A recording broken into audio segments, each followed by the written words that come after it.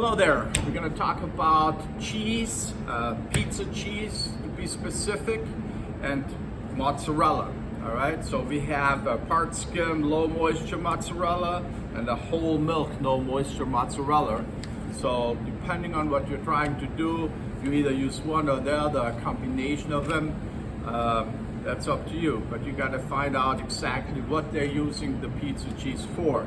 So for example, if you're using one where high temperature, low time, like 2, 3, 4 minutes max, low moisture would be really good for that because that browns off nicely and gives you that really nice look. Versus if you're doing it for a longer period of time, then you might need whole milk, which gives you a little bit more moisture and doesn't dry out as quickly.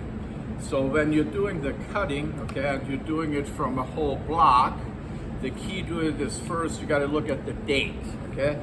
The date is located underneath the flap here, and it tells you exactly when to use it best by, okay? Best used by this date. So the perfect cheese is 2 weeks old up to 2 months, right? This is when the cheese performs the best. So whenever you cut against something, make sure that you're cutting the same age that the other, or that your age is better than the other. All right.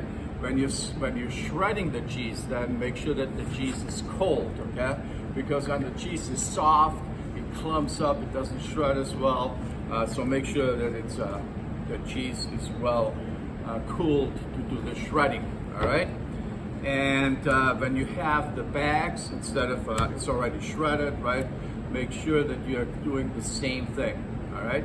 So there are different types of cheeses though, right? If you have a pizza cheese, well, that's not necessarily the best cheese, even so it says pizza cheese, but they have a lot of cornstarch, so it doesn't clump together.